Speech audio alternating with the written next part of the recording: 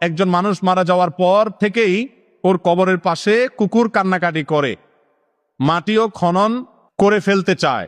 এটার ব্যাখ্যাটা কি জানতে চাচ্ছি। যখন কোনো মানুষকে দাফন করা হয় এবং দাফন করা শেষ হলে দেখা যায় কোনো এক লোকের মাধ্যমে কবরের উপর পানি দেয়, এটা কতটুকু শরীয়ত সম্মত? এরপরে প্রশ্ন হলো, আমাদের দেশে অনেক আলেম জাদু টোনা তাবিজ দেয়, এটা কোরআন হাদিস দ্বারা কতটুকু যুক্তিসঙ্গত? এরপরে প্রশ্ন হলো, কবরের পাশে গিয়া বিনা ওযুতে দোয়া করা যাবে কিনা?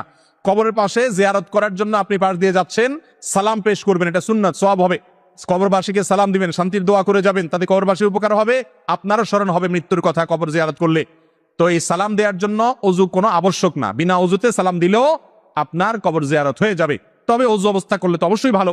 অতএব কবরের পাশ দিয়ে রাস্তা আছে, রাস্তা দিয়ে আপনি হেঁটে যাচ্ছেন, যাওয়ার সময় সালামুন আলাইকুম দারা কওমুল মুমিনিন, হে ঈমানদাররা যারা কবরে শায়িত আছে তোমাদের প্রতি শান্তি বর্ষিত হোক, ওয়া ইন্না ইনশাআল্লাহু বিকুম লাহিকুন, আমরা তোমাদের পরবর্তীতে আসতেছি, আমরাও কবরে আসবো এক সময়। এরকম দোয়া করা, সালাম দেওয়াটা সুন্নাত। এটার জন্য ওযু আবশ্যক নয়, ওযু ছাড়াও আপনি সালাম দিতে পারবেন, কোনো অসুবিধা নাই। মাঝে মধ্যে দেখা যায় যে মানুষকে কবর দেওয়ার পরে চারকুল পড়ে চারজন লোক কবরের চার কোণে 4টা করে গাছ রোপণ করে, এটা কতটুকু শরীয়ত সম্মত? এ ব্যাপারেও কোনো নির্দেশনা নবী করিম সাল্লাল্লাহু আলাইহি ওয়াসাল্লাম হাদিস থেকে আছে বলে আমাদের জানা নেই। কোনো নির্দেশনা নেই যে চারজন চার কোণায় দাঁড়াবে, 4টা খুঁটি ধরবে, 4টা গাছ ধরবে, তারপর সেটা লাগাবে, এরকম কোনো কথা নেই। তবে হ্যাঁ, কবরস্থানের উপরে গাছ লাগানো যেতে পারে, কবরস্থানের উপরে গাছ লাগাবেন, ঘাস লাগাবেন, ফুল লাগাবেন, এগুলোতে কোনো অসুবিধা নাই। কিন্তু যে 4 কোণায় 4জন দাঁড়াবেন এবং 4টা খুঁটি রোপণ করবেন, এরকম কোনো নির্দেশ হাদিস থেকে দেওয়া হয়নি। এরপরে প্রশ্ন হলো, আমাদের দেশে অনেক আলেম জাদু টোনা তাবিজ দেয়, এটা কোরআন হাদিস দ্বারা কতটুকু যুক্তিসঙ্গত? খুবই সুন্দর প্রশ্ন। অনেক মসজিদের ইমাম সাহেব আছেন, অনেক আলেম সাহেব আছেন, অনেক মুয়াজ্জিন সাহেব আছেন, অনেক হুজুর সাহেব আছেন, ইয়া লম্বা দাড়ি, লম্বা জুব্বা, সবই ঠিক আছে, কিন্তু ওনার কাছে গেলে আপোষের তাবিজ দেয়, আবার বিচ্ছেদের তাবিজ দেয়, আবার আপনার একজন আরেকজনের পিছনের শত্রুতা উদ্ধারের তাবিজ দেয়, আছে না নাই?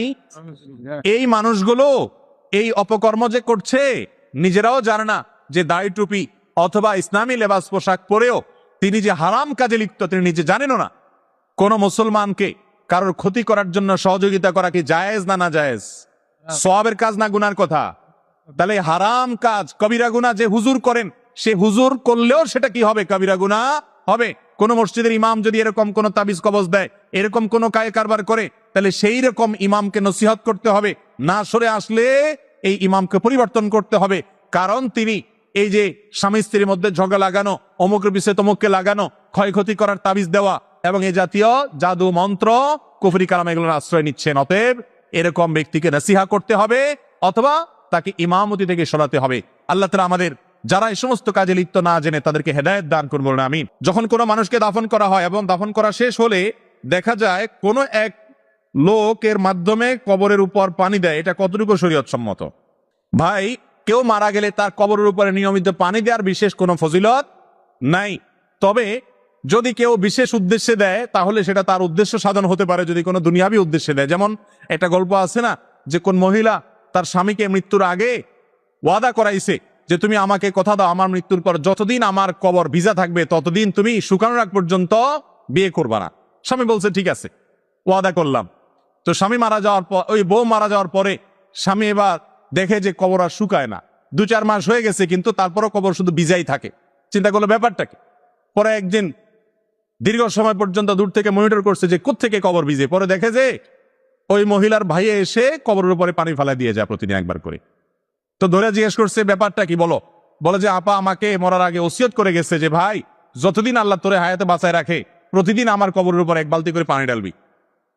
তো এখন কবরের উপরে পানি ঢালার যে কথা বলছেন, এরকম কোনো উদ্দেশ্যের জন্য যদি কেউ পানি ঢালে তার উদ্দেশ্য হয়তো হাসিল হতে পারে, সেটা আরেক জিনিস। কিন্তু শরীয়তের কোনো নির্দেশ না এটা যে কবরের উপরে নিয়মিত পানি ঢালতে হবে। এটা আমাদের নিজেদের মন গড়া, যদি শরীয়তের নামে আমরা করি সেটা ভুল হবে। একজন মানুষ মারা যাওয়ার পর থেকেই ওর কবরের পাশে কুকুর কান্নাকাটি করে, মাটিও খনন করে ফেলতে চায়, এটার ব্যাখ্যাটা কি জানতে চাচ্ছি।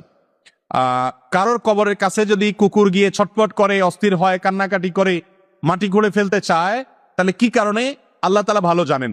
কুকুরের কোনো সমস্যা থাকতে পারে, ওখানে কুকুরের কোনো কিছু থাকতে পারে। তবে একটা হাদিস থেকে আমরা জানতে পারি কবরের যে আযাব হয় মানুষের, এটা মানুষ শুনতে পায় না, কিন্তু চতুষ্পদ জন্তুদের অনেকেই শুনতে পায়। আল্লাহ রাব্বুল আলামিন যাকে শোনাতে চান সে শুনতে পায়।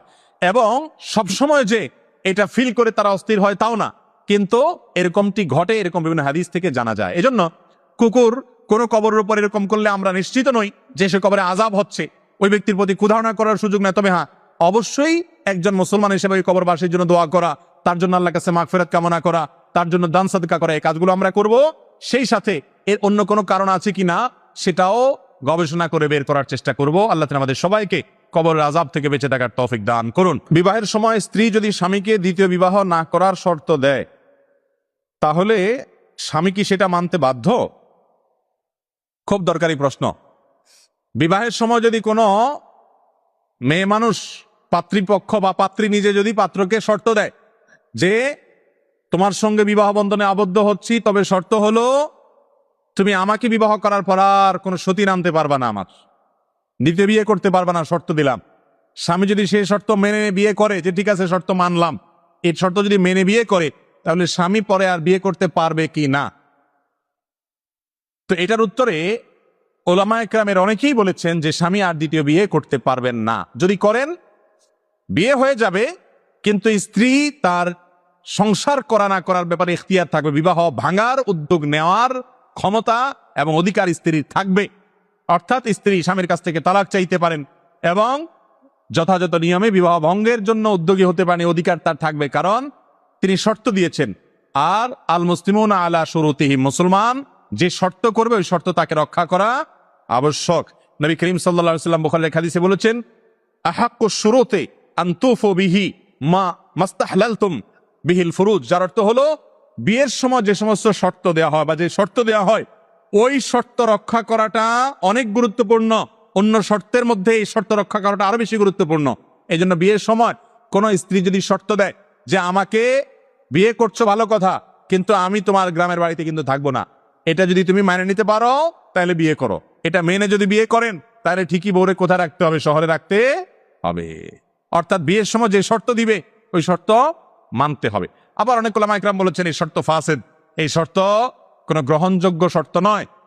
তো যাই হোক, প্রথম মত অনুযায়ী যদি বিয়ের সময় এরকম শর্ত দেয়, স্বামী সে শর্ত মানবে। যদি সে শর্ত ভঙ্গ করে, তালাক হয়ে যাবে না, সম্পর্ক টিকে থাকবে।